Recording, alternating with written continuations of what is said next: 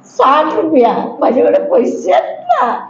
पैसे दिवाण दादा तिथं सगळ्यात बसून तिथं रडले तुम्ही आज.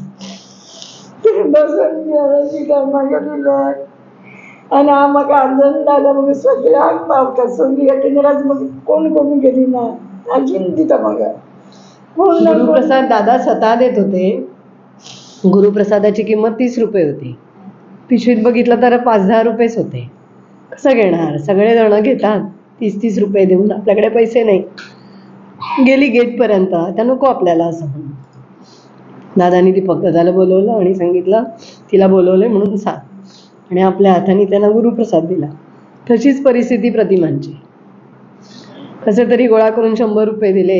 एका सोन्याच्या प्रतिमेला, कुठल्या दुसऱ्या प्रतिमेला ₹50 दिले, ₹30 दिले. का?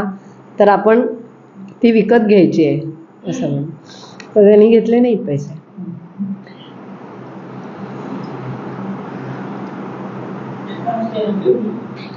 शब्दांच्या पलीकडे आहे, शब्दांच्या पलीकडे. धन्य माऊली आणि धन्य तुम्ही. आणि हा कोंडा केंद्राने आपल्या गुरुसंवाद मालिकेमध्ये खूप छान अनुभव आम्हाला होते. तरी आपले एक मित्र लवकर गेले, त्यांच्याकडनं आणखी ऐकून असतं. आता आपण मुलाखतीच्या शेवटाकडे येतोय. तर आपण बरेच वर्ष झाली या गुरुमार्गात आहात. नवीन सेवक येतात, या नवीन सेवकासाठी तुमच्यासाठी काही तुम्हाला संदेश द्यायचा आहे की त्यांच्याकडनं तुमच्या काय अपेक्षा आहेत, असा काही संदेश आहे का? नवीन सेवकासाठी एवढंच सांगायचं आहे की आपले प्रश्न असतात आणि अडचणी पण असतात, पण एकदा आपण गुरुमार्ग स्वीकारल्यावर किंवा आणि सेवा हा मुख्य गाभा आहे आपल्या केंद्राचा. आणि दादाने पण तेच सांगितलं की सेवा करा, सेवेतून सगळं प्राप्त होतं. म्हणजे अगोदर केंद्रावरची सेवा किंवा जी सेवा मिळेल, आणि ते कुठली सेवा केंद्रावर मोठी आहे कुठली छोटी आहे का ह्याच्यावर मग काय नाही. जो सकाळी येऊन जो जमीन पुसून घेतो किंवा जे काय झाडू मारतो किंवा चप्पल लावून ठेवतो, ही सेवा तेवढीच महत्त्व आहे जेवढा तो सेवक आसनावर बसून कामकाज करतो तेवढेच महत्त्व आहे. कारण बाकीचं सगळं परिसर जर शुद्ध राहिला, जर व्यवस्थित राहिला, तर बाकीचे लोक येऊन बाकीचे कामं करतील. म्हणजे सेवा ही हा गाभा आहे आपल्या याचा, आणि तो निस्वार्थपणे प्रत्येकाने करावा. आणि काही जे प्राप्त जे होणार आहे किंवा होईल ते गुरुच्या कृपेने ऑटोमॅटिकली होत राहतं. कारण आपण मागितलं तर ते मिळत नाही, पण सेवेतून जेव्हा म्हणजे माझा स्वतःचा अनुभव आहे. जेव्हा मी अगोदर नोकरी तीच करत होतो, म्हणजे इकडं केंद्राशी संलग्नित झाल्या अगोदर, नंतर पण तीच केलं, तिकडूनच रिटायर झालो. पण सुरुवातीचा फरक म्हणजे जे आम्ही केंद्रावर याच्या अगोदर म्हणजे पैसे पुरत नव्हते, काहीतरी शेवटी महिन्याच्या याला महिना संपल्यानंतर काहीतरी उणी बसायची. पण नंतर हळूहळू तेच पैसे हळूहळू जमा होत गेले. नोकरी काही बदलली नाही, म्हणजे आपण अपेक्षाच करायच्या नाहीत एवढं मला वाटतं. काय द्यायचं असेल ते गुरु देतील, ते कुठल्या मार्गाने देतील, कसे देतील, काय देतील याचा आपला विचार करायचा नाही.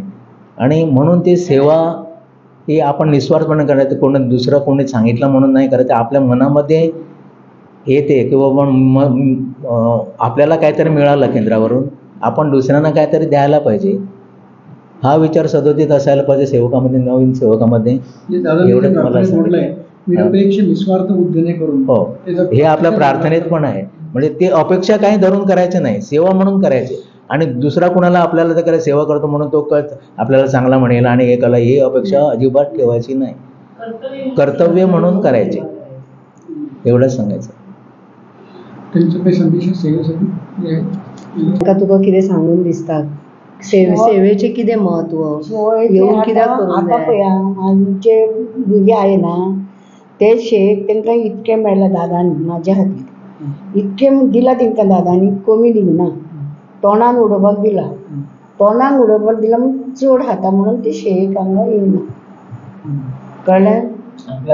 आपल्याला दादानी एवढं दिलं म्हणून आता मुलांना त्याच्यापेक्षा जास्त मिळतंय. तर त्यांना जर जास्त मिळतंय तर त्यांनी सुद्धा सेवेला यायलाच पाहिजे. आपल्याला काही नसताना आपल्याला मिळालं आणि ते खूप मिळालं आणि त्याच्यापेक्षा जास्त आता ह्या पिढीला पुढच्या मिळतंय. तर तुम्हाला जर मिळतंय तर त्याची जाणीव ठेवून तुम्ही इथं सेवेसाठी पोचलं पाहिजे असं त्यांचं म्हणणं आहे. म्हणजे ह्यांचा जर आम्ही अनुभव ऐकले आणि आणखीन खूप आहेत खरं तर. त्यांच्याकडे खूप मोठा खजिना आहे त्यांच्या स्वतःच्या पर्सनल आयुष्याचा. आणि दादांनी त्यांना का जवळ केलं ते त्यांच्या इथं मनामध्ये आहे. ते सगळं आपण या संदर्भात बोलू शकत नाही. आणि त्याच्यातून दादांनी त्यांचा उद्धार करून त्यांना जवळ केलं. म्हणजे ते आहे ना, एका तळ्यात होती बदके पिले सुरेख, होते कुरूप वेडे पिल्लू तयात एक. आणि तो शेवटी राजहंस झाला. गुरुसंवाद अंतर्गत आज फोंडा कार्यकेंद्रातून अनिल काका, नितीन काका आणि आमच्या मुगरूची आम्ही मीनाक्षींची